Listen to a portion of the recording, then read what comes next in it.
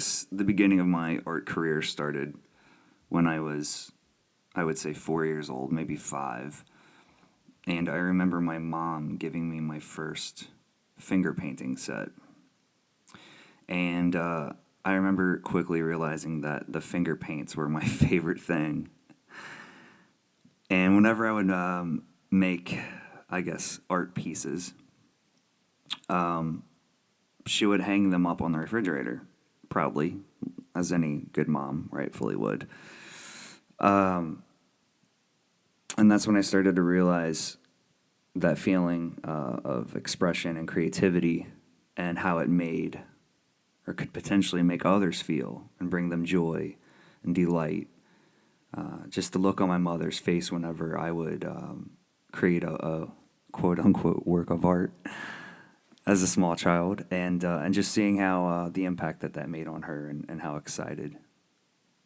So that's my first feelings and memories considering myself as an artist.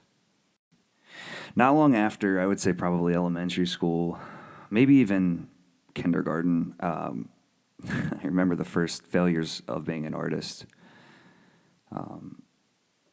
I was busted in class.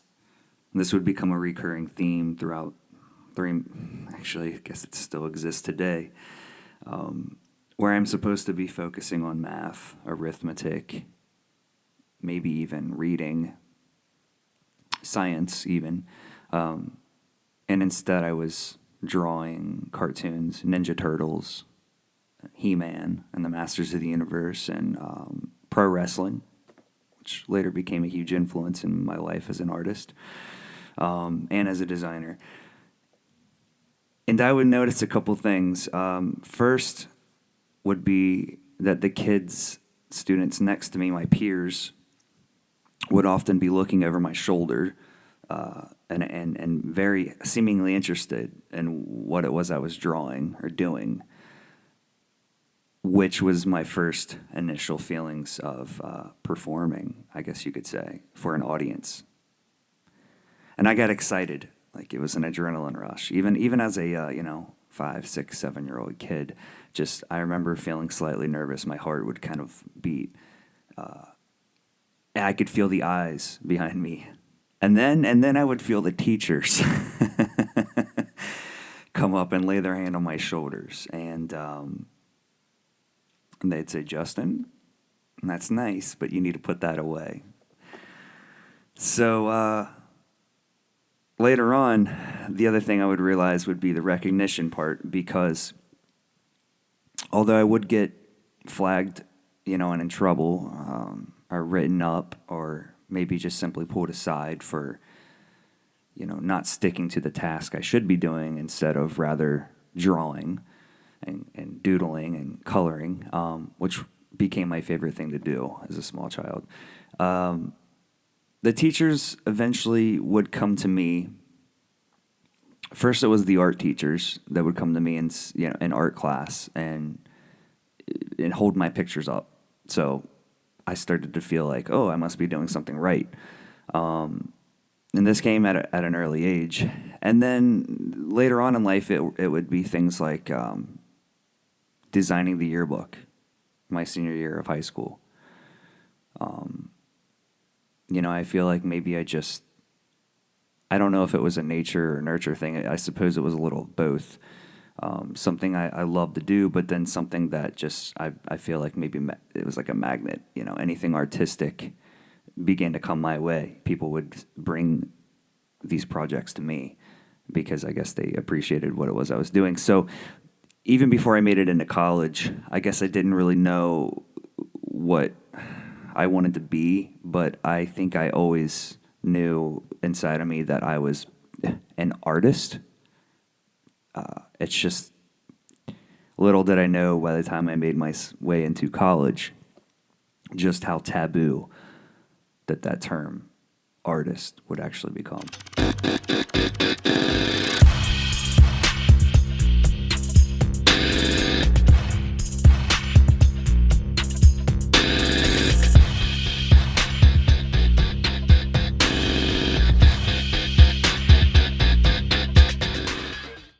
the time I'd made it to high school, I found myself in a bit of peril.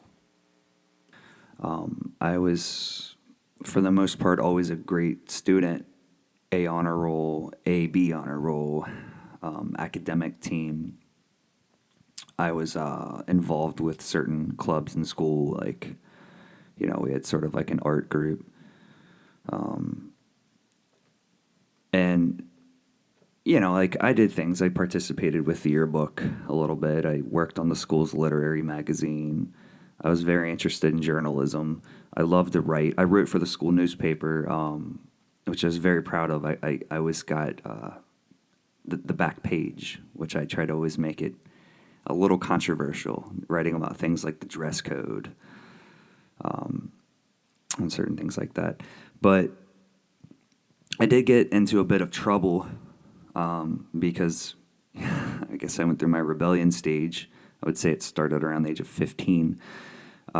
Started, maybe doing certain things that I shouldn't. Hanging out and partying and, listening to rock and roll and going to concerts. And honestly, just venturing out into the adult world, going out to, concerts where there were people that were older than me. Experiencing, I was ready. I think I was ready to see what the world had to offer. But that came at a cost. My grades slipped as a sophomore, and by the time I was a junior, I think I was held behind a year, which was very embarrassing for a person who had been raised all through school up to that point as an A student, A B student. Now all of a sudden, I was held back because my credits weren't enough. I hadn't accumulated enough to be considered a junior in what would have been my junior year. So, come senior year, I was already behind a whole year, and that became the hardest year academically of my life up to that point, because I needed 13 and a half credits to graduate. And I did graduate on time. But as a result of having to crunch all of these credits into this final school year, it meant coming in an hour early every day of my senior year, staying after school an extra hour. And then every Friday night, they had what was called Friday night school for the disciplinary kids that were, would be forced to stay in a classroom until 9 o'clock at night under the guidance of a teacher. And they would have to do things like homework or extra work that, as a punishment. Well, I actually would sit in Friday night school with permission, of course, and worked on my independent study booklets, which were basically catching me back up on credit that I had missed out on. And I did it. The very last weekend of the school year, I finished my last packet. So I barely graduated. So, what it cost me was, I had to come in an hour early every day. I had to stay an hour later every day. And every single Friday night of my entire senior year, I had to stay after until 9 p.m. So if you think about that, most kids are arriving to school at 8 and leaving at 3. I was arriving at 7 a.m. and leaving at 4. And on Fridays, I was arriving at 7 a.m. and leaving at 9 p.m. And if you do the math, it's 50 hours a week spent in high school for my senior year. So, that's a lot of hours for a high school senior to graduate on time, and it was worth it. It was really worth it. It was a tough lesson, but the perseverance, and that chip on my shoulder really paid off.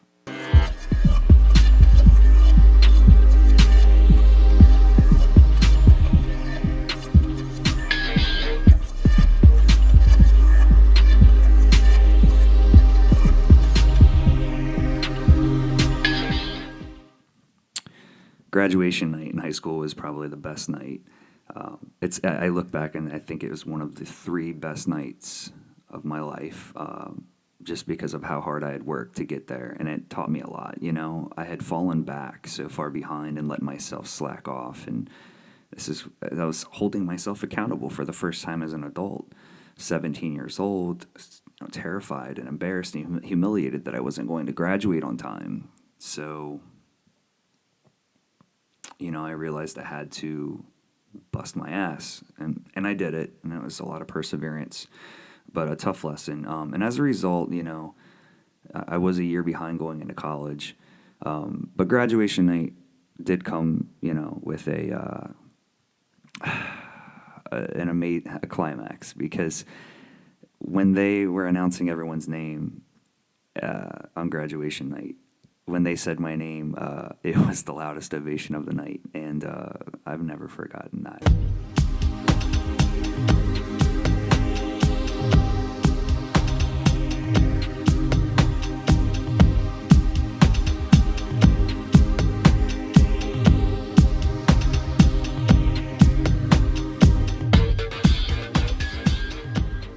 So I entered college with already a year behind. And the reason I was a year behind was because the whole year that most seniors in high school were planning out their enrollment into college, just crossing the T's and dotting the I's, I was playing catch up. Our guidance counselor wouldn't really speak to me about enrolling in college. In fact, he laughed at me, which I found insulting. And to this day, I remember feeling hurt that they basically dismissed me and kicked me out. This reflects greatly on the high school I went to, obviously. But yeah, imagine a young, hopeful, fighting, battling student is, walks freely into that counselor's office and asking, hey, can I have an appointment? I see all my friends are getting appointments to, set up their college. And they took one look at me and looked at where I was and didn't even take into account how hard I was working, outside of the classroom. And they just looked up my grades and they were just like, oh, well, you're behind. And they laughed at me. He laughed in my face and he told me that there's no way I was going to graduate this year or make it into college. So, needless to say, I had a pretty big chip on my shoulder. And, our principal said the same thing to me, that there was no way I was going to graduate. So it was tough. And I put myself there. I put myself in that position. So, I mean, when I'm telling you that I was a year late getting into college, it's because I literally had no idea. Like, I had to start after graduation. Like, I literally went into, how do I apply for student loans? And you got to remember also, I don't have any financial backing from mom and dad. I don't have a rich family. And to be honest with you, there was only one other person in my entire family who had been to college at that point, and that was my cousin, who I've always looked at as like an older brother. He's 2 years older than me. And he had made it into college, so I was kind of just following his footsteps. And so here I am just trying to, and this is really before the internet was that big. I mean, this is 2001. Of course, we had the internet, but it wasn't as easy as it would be today to just Google, and have all the information of the world at your fingertips. There's a lot of paperwork filling out and making appointments and having to drive to these places and see people in person, and a lot less automated as it is today. So, yeah, I just knew I had to get into college. I just wasn't quite sure how that process worked. So a lot of the students, I think, had, the guided help of these guidance counselors, but, I didn't really have that, unfortunately, to use. Well, the good news about getting into college was that it did prove to me that, this was the place for me to be. I was on my own. I was left to my own vices. I was, creating my own schedule. I was going, to and from class as I pleased. And I liked it. However, I think I quickly fell into the trap of procrastination and just having too much freedom and liberty. So as a college freshman, and then, I would think that this taught me responsibility through failure, because I didn't really quite know what I wanted to be. I mean, I knew I was an artist, but really wasn't sure, what is my career going to be. I had never touched a computer for, what we call graphic design, which is later what I would wind up being. Spoiler. But I did complete most of my foundations classes and, what are they called? Like your intermediate classes or prerequisite type classes. So there was 3 semesters that I went to Northern Kentucky University, which is a local college, where I'm from, probably one of the bigger of the 2. The only other college that's as big is the University of Cincinnati, which is, within a 20-mile radius of where I live, of these 2 schools. So I thought I was at least in the right place, but I still really didn't have any direction. I wasn't really sure where I was going. So I thought it was a pretty good idea as a college freshman to sign for my first car lease for a pretty nice, at the time, 1996 Ford Ranger 5-speed pickup truck. I had a really good-looking girlfriend that was there to support me, and she was a sweetheart for me at the time. And I had started my first job, my first real job outside of, fast food and high school stuff. I mean, I actually had a real job as a customer service representative. So I got this new truck. I've got a, pretty hot girlfriend that I'm really into. A successful relationship for a good year. And I got my first big boy job, and also played in a band. This would be the first of 2 bands that I played in. And this is the one that probably meant the most. And that band was called Phoenixx. And I will talk about that band at another time. That's not necessarily for this story, but it does fit in right here because, as you can see, the list of priorities, college homework and classwork and such, kind of took a backslide to these other things. And I began to, skip classes here and there. But it was good because it taught me, we needed flyers, handbills for posters and things like that. I wanted our band to look really cool. So we needed a cool logo, and then we needed an album cover. So I just kind of messed around on my buddy's computer that he let me use. I didn't even have one at this point. I started to realize that I was good at what I guess they called graphic design, or I think they called it graphic arts at that point.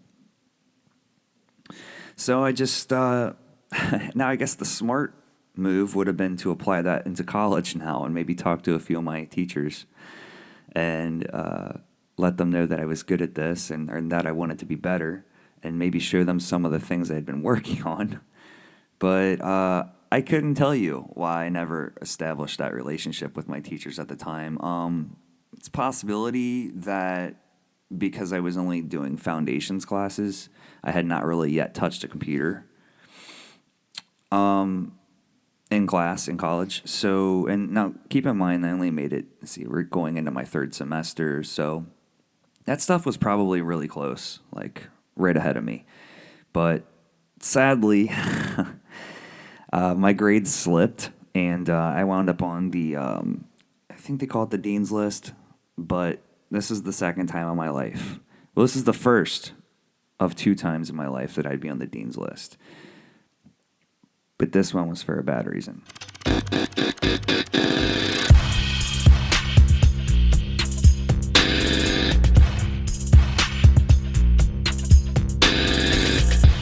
So, I mentioned I was a year behind when I started college. And I mentioned this truck that I had just recently leased that my mom had co-signed for me. Now, my mom did not have good credit. We, again, did not have money. And I was raised by just my mom. So I only had one parent to provide for an income for herself and for me. So it was difficult growing up. It was not, within reason to ask for $1,000, or let alone a new car. It was always a situation where if I wanted something, my mom pretty much said, "You're going to have to go out and get it." Now, she was really generous because whenever I would save my first $500 for a car, she matched it and gave me $500, I think, as a graduation present, which still wasn't quite enough to get my first car, and I eventually would. But generally speaking, we did not have a lot of money growing up. So there were financial woes. And when I had leased this truck, the car payment interest was so high. I mean, it was, if I remember correctly, it was over 24%. Now, I'm only 18 years old, 19 years old, wasn't even 21 at the time. And I've got this car payment. I have car insurance, which I'm the only person on my policy at the time. I'm a full-time college student. I've got a full-time job, which how does that even make sense? And then I'm playing in a band, which, if anybody's ever played in a band, it is essentially like running a small business. It's, at the very least, it is a part-time job, but it's a major hobby. It's a major time consumer, for a teenager or a young adult. So obviously my plate was overfilling. There wasn't enough time to do all of these things. So I think, to be honest, it was immaturity, because it was my inability to prioritize, what was important at the time, which should have been school first. But I had this band, I had this job, I had this truck, I had this car payment, and I started to fall behind. And wound up on the dean's list. I got a letter from the administration of our school that said basically I was on academic probation, meaning if I didn't improve my grades, they were going to dismiss me from school.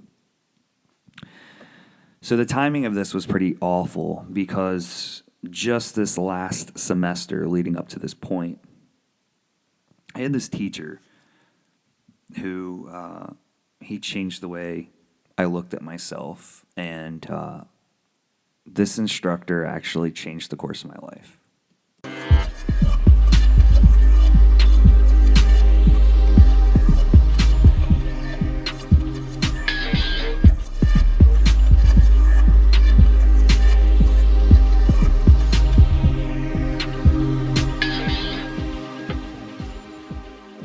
So it was my third semester at NKU, and I was in my 3D art class. So basically, we had as I recall, 4 or 5 major projects that were due. They were fairly complicated in a sense that this is 3-dimensional art, so things had to be crafted, surfaced, and there's a lot of sculpting and modeling, and maybe even some minor, carpentry involved, just depending on,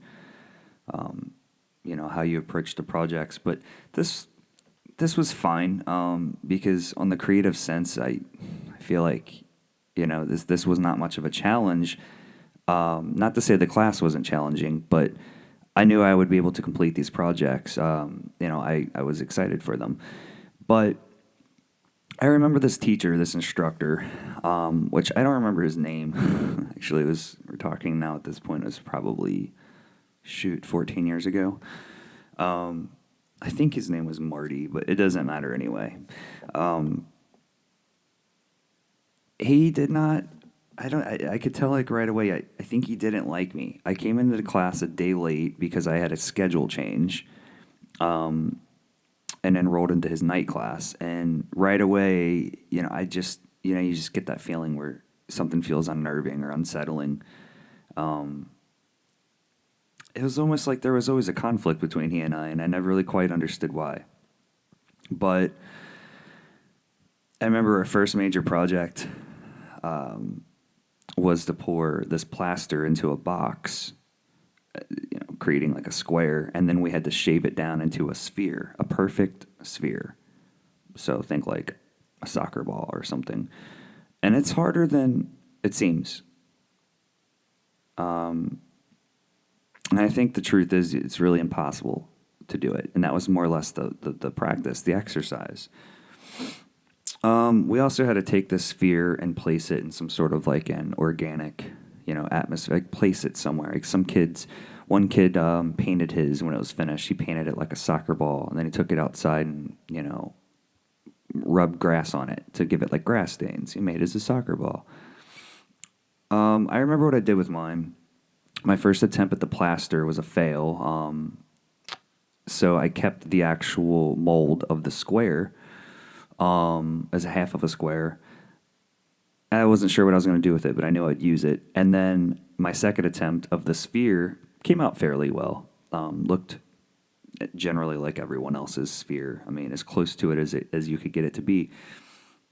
And I laid the sphere on top of the block of failed plaster. And I guess my artistic statement for it was that the sphere, was as perfect as you could possibly get it to being. And it was laying directly on top of the block. And the block had never really quite made it to the sphere stage. So that block always wanted to be that sphere. And the sphere is resting on top of the block, successfully.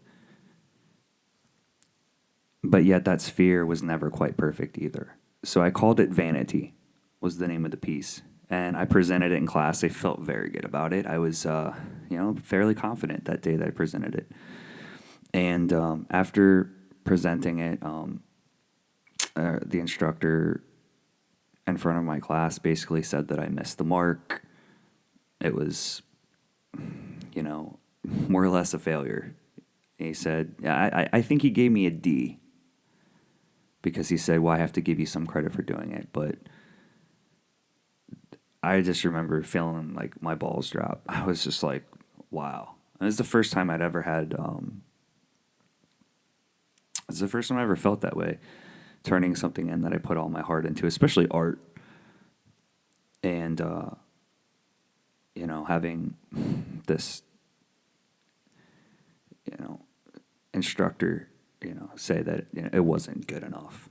Not only was it not good enough, but he made an example out of me to say that, I don't think anybody else got a D. I think the only people that got Ds or Fs were those who didn't turn the project in, or somebody that, if there was someone in that class who didn't put any work into it. But I honestly put heart and effort into that project. To this day, that was, like I said, 13 years ago, 14 years ago. To this day, I still have that vanity piece. A piece of porcelain. And I wonder how many other kids in that class still have their piece. And it's sitting in my art studio right now. And yeah, it's collecting dust, but it's still intact and it's there. And I've kept it every day as a reminder, that I feel like I win. As long as I still keep that, I feel like I've won. So the same semester, the same teacher, basically did this to me for each of our major projects. I would go, and it became a problem. I started to feel fearful by the third time I was doing it, fourth time. There's just this sense of, what am I doing wrong? Because each time I would put work into a project and present it, he would just tear me down, and not tear me down in a sense of with the hopes of building me back up, but really belittling me, making me, I guess they try to say weeding you out, but maybe it's I didn't have thick skin at the time. I'm not quite sure if that's an accurate statement, but needless to say, I could handle all the abuse mentally, but he was literally giving me D's on all of these projects I would turn in. And I remember going out on breaks between, because these are 3 and 4 hour classes. So, after every hour or so, your teacher would let you go outside, and some kids would smoke and get coffee. And we would sit out there and, goofing off outside for a few minutes. And I remember they'd come up and say, "What did you do to that guy? Why does he hate you?" And I never really had an answer to that. But I will tell you, the last encounter I ever had with this instructor, we had to write I can't remember what the actual paper was for, but it was an essay, an accompanying piece towards our thesis thing. It was our final project that was, whatever. And then we had to break it down and explain what it was. And I probably still have it somewhere because I save a lot of my academic paperwork and, art projects and things like that, especially if it's writing. So I'll have to go back and look and see if I still have this report somewhere. But I turned it in, and I've always been a pretty decent writer because I enjoy it, because I love it. I love reading editorials and journalistic pieces and essays and compositions, so naturally I like to write them as well. I love to write for an audience. Something that's always came naturally to me and something I enjoy doing. So this teacher probably, up to this point, had never really seen my writing ability, whatever it was at the time, as a 19-year-old, 20-year-old, college freshman, sophomore. But I turned the paper in, and you got to remember, he already didn't like me. He's been giving me D's and F's. But he asked to see me after class. And this was I think this was the final class. This might have been the last time I ever saw this guy. He asked to see me after class, and everybody walked out, and it was down to the last few kids, and then it was just me, he and I. And he had my paper sitting there. And I was really interested to see where this was going to go. Because, again, I put a lot of work into it. I'm thinking, this is it. It's do or die. It's make it or break it. I needed to really pull off a good paper, and this needed to be good. I needed to pass this class and get out of this guy's, I needed to get out of this guy's class, and I needed credit for it. So he looked at me, and he said, looked at me with stern eyes, and he said, this paper's really good. And I thought, well, thank you. I started, I appreciate that. And he said, the paper's good, but it's a little too good. And I just looked back at him, and I thought, what do you mean? And he said, well, I don't know. Did you really write this? Because it seems like it could be plagiarized. So here I am being now bullied. I felt attacked. I mean, I remember I had tears in my eyes. I wasn't going to cry, but I was it's almost like the same way if somebody bullied me pushed me into a corner to fight me. I get upset, I was like, plagiarized? No. I said, I'll tell you, I love writing. I said, in high school, I got a distinguished level portfolio as a high school senior. I think it was the top 11%, 7 or 11%, something like that. It was less than 10% of college seniors, receive this articulation or whatever on their state assessment test, basically. All the students are assessed at the end of the year for where they are with writing and math, and they put you in the top percentiles. And I said, well, I finished in the top 10 percentile of my state in writing, and I love writing. I don't know what do you even say to that? A college professor accusing you of plagiarism. I was taken off guard. I didn't even know how to reply to it. So you looked back and said, well, all right. And, looking back, I wish I had done something more about it. I wish I had, maybe gone to, our board, went to the, department, the actual art department, and maybe said something to them about it, and just that it wasn't right, what I had encountered that whole semester, and, that I don't mind being challenged, but I felt singled out and bullied by this guy the whole semester, by this instructor. And then to finally be accused of plagiarism. And then the dean's list on top of that, which I take full credit for, my lack of coming to class, and, that I did that part to myself. But I can tell you one thing I never did. I never half-assed an art project. And I never skipped art class, especially it was an evening class, which was preferred by me. So I was kind of burning the candle at both ends, so to speak. And, my mom kind of cracked the bad news to me, and she said, look, you're missing your car payments. You're going to school. You're skipping work to go to school. You're skipping school to go to work. You're playing in a band. It was affecting her credit by the time I'd missed the second one. And she was right. She said, you're going to have to pick one. She said, you can either stay in school and drop down to part-time hours, and you're going to have to get rid of your truck, which I thought that was not an option. She said, or, you can keep your truck and, keep working your full-time hours, and, you're going to have to make these car payments. You can't skip these. But it meant, I guess I could have dropped down to part-time status in school, which would have been the smart thing. But again, I was 19, 20 years old. I think I was 20 at that point.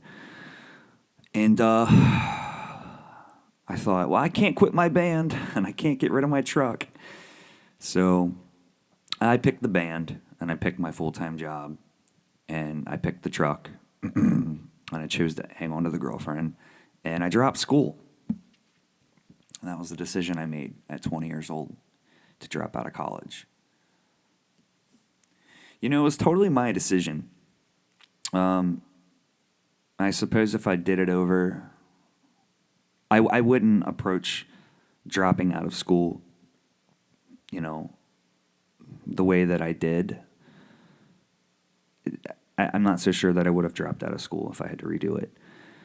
But I think it was my first time in life as an adult, my first smack in the face post high school of realizing this is the real world. There are bills that you have to pay. You have to put gas in your car.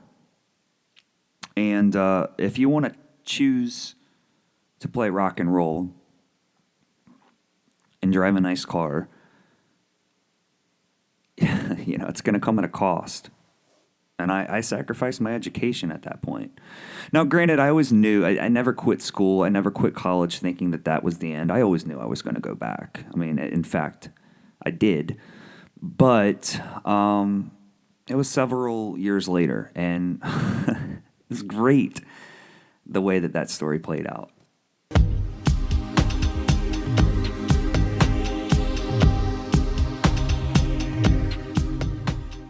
Let's look at what worked and what didn't work in this situation.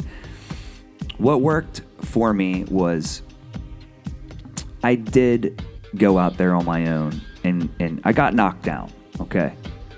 But I did get back up. I did have a car at this point. I did have a job at this point. I had a kick-ass band for a couple of years, and it was really taking off.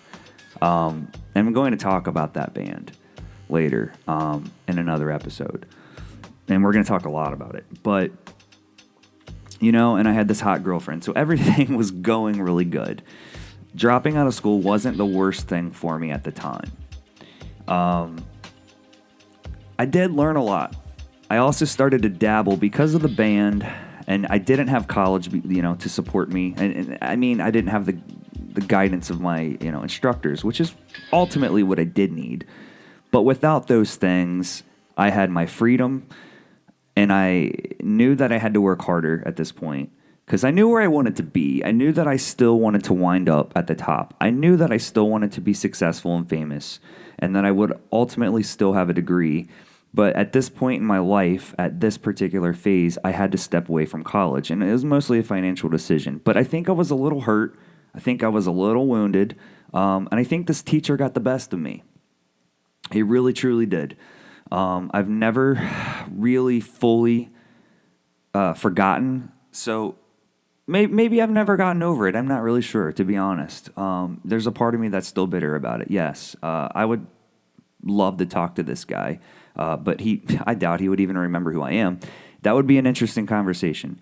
But I think it was just a little overwhelming between this instructor, between the pressure, the financial pressures, and the decision my mother had laid before me, and knowing that I really did want to pursue this band thing. The good news was that because of this band, I knew that that was going to be the opportunity that I used for a platform, rather. So I knew that I was going to make band flyers. I knew that we were going to need, album artwork and T-shirts and stickers, and I knew that I was going to be capable of pulling these things off. So that's what did work at the time, and I think that's what you have to look at each separate chapter of your life. There comes a point where you have to stop, close the book for a moment, and think about it, and think about, okay, how did I get here? Right here in this spot. How did I get in this spot? What worked? What didn't work? Where can I improve? And ultimately, what decisions am I going to make right now? Because you have to find direction. And it was almost like that, I didn't really know what the direction was necessarily when I was in school, but I knew by the time I had, signed my exit papers and chosen the band, I knew that that was the direction that I was going to be heading.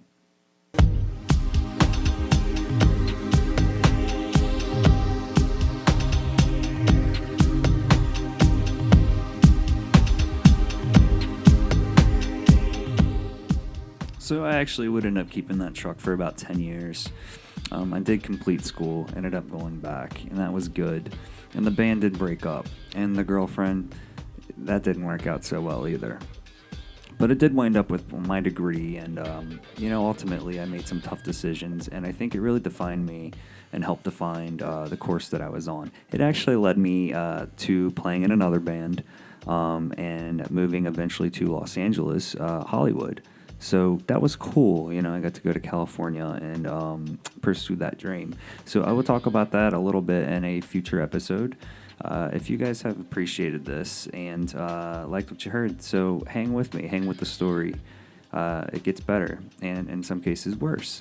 If you want to follow me, you can find me on Instagram and Twitter at JustinHiteArt, and you can find me online at justinhite.com. So, rate, comment, subscribe, and I'll be back with more on The Failed Artist.